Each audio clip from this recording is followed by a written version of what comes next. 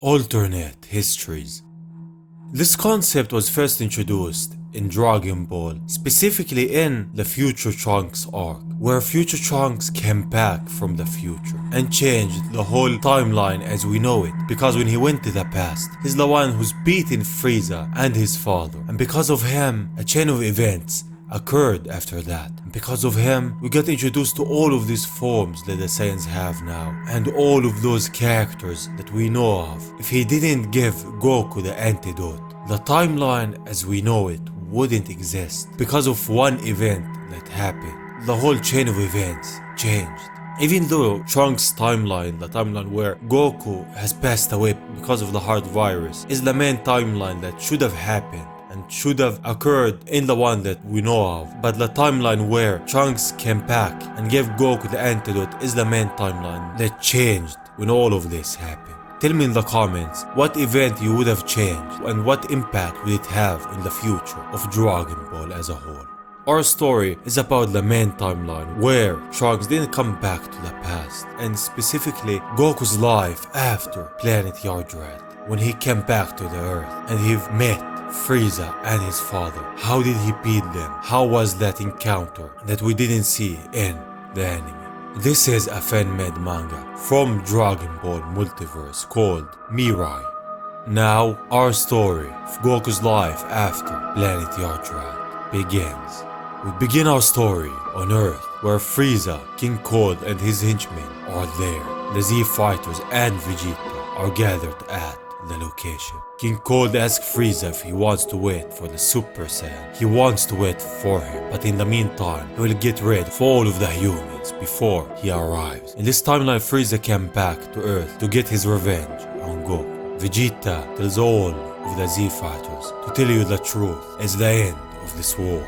He's saying that because he knows what Frieza is capable of, and they don't have Goku to protect the Earth. Thus, Frieza sends all of his henchmen all around the Earth to destroy it. The invasion has begun, and thus they all gather and follow the henchmen to beat them all before anything happens. In the north, it's Krillin and Gohan. In the west, Piccolo is taking them all out.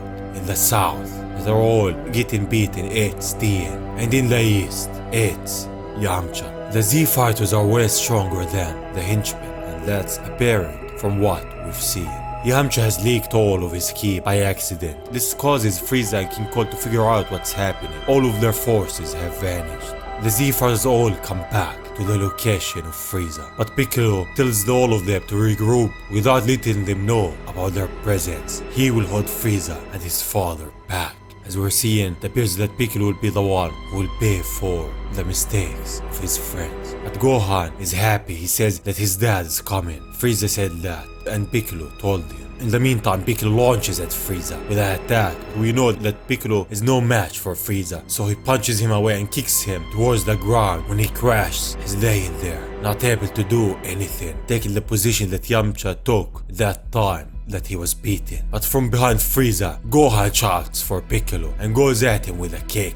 Frieza though grabs his leg and tells him, "You are here to bid farewell." He's about to finish him off. It's Goku's voice telling him to stop it. Frieza looks back at him, with all of the anger that he has for Goku. Goku tells him, "Attack me first if you dare." Frieza doesn't hesitate and fires the ki blast at Goku as the energy with that explosion. Frieza says that you're no match for me anymore. He knows that Goku isn't gone, so he tells him to show himself or he will start with Gohan. But Yamcha goes at him with a wolf fang fist. The Earthlings like Krillin and Yamcha are no match for Frieza, but he manages to break Gohan free. Frieza tells them that he will count up to 3 if Goku doesn't show himself by the end of the count. Gohan tells him that his father isn't here. The one that he took out was just poor, so he's gone. He made himself look like Goku to distract Frieza. This is why Yamcha went at Frieza at that moment.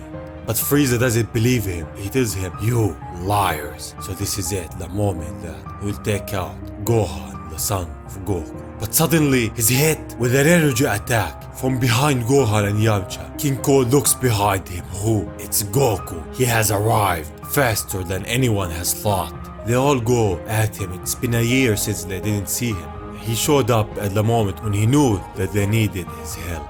Frieza can't believe what he's seeing. How are you there so soon? Well, I can still offer you the disillusion I promised you. As he charges his last attack to take out Goku for good. This attack will take out not just Goku but the Earth with him. The same attack. He was the fate of the Earth to be the same fate as Namek. And Goku knows that. He turns around, he transforms to his Super Saiyan form, not a second time. He teleports right in front of Frieza before he charges the attack and fires the Kamehameha at point blank, vaporizing Frieza, this time for good. Everyone watching is shocked. They can't believe the power that Goku has. He took out Frieza with just one attack. Vegeta just showed up after the fight that Frieza has ended. This is what happened if Trunks didn't come back to the past. But when he came back, he's the one that took out Frieza. So this is how this timeline is also different. After that, Goku tells King Cold it's nothing against you and you wouldn't get anything from us. Take your ship and leave. Forget this planet and its inhabitants. King Cold looks at him, angry. This isn't going to happen. King Cold powers up and transforms. Vegeta is full of fear, but Goku's just staring at him. They clash, but King Cold is stronger. He hits him with his tail, then goes at him with an attack that Goku dodges, but he punches him again, knocking him back.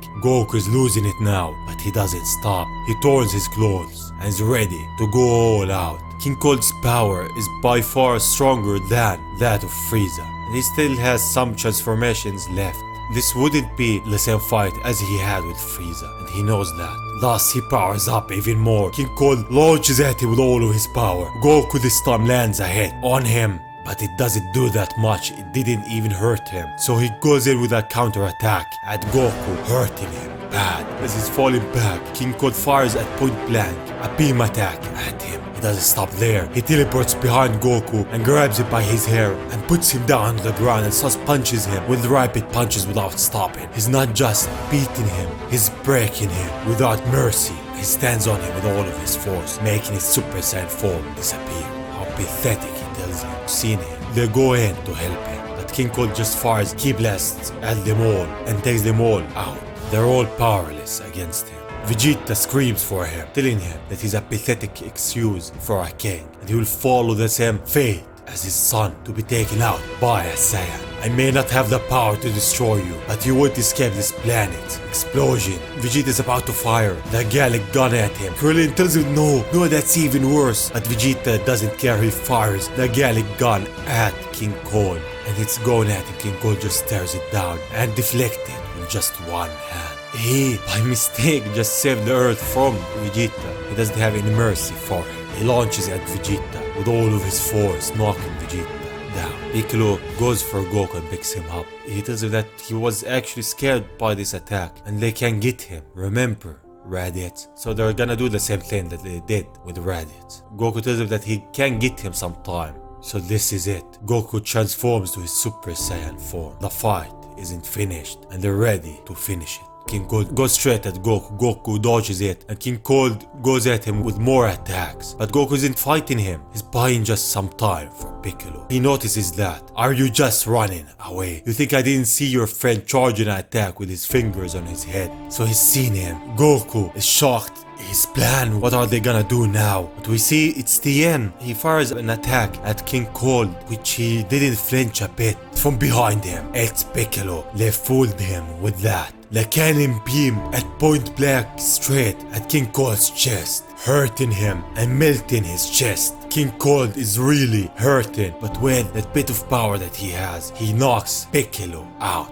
He was late. He's already hurt. Goku tells him, you've lost. Leave this place and never come back. King Cold doesn't want to do that. He wants to take his revenge on Goku. Goku tells him, you are in no position to threaten anyone. Considering yourself lucky, you're even alive. But Vegeta out of nowhere jumps in front of King Cold. You're so naive, Kakarot. And he fires a final flash at him, vaporizing him. He took him out. He didn't have any mercy for him, and that's what Goku should have done. Goku doesn't think that Vegeta should have done that, but everyone disagrees. They're all on board with what Vegeta has did, because if King Cold came back, he would be stronger and he would pose a threat.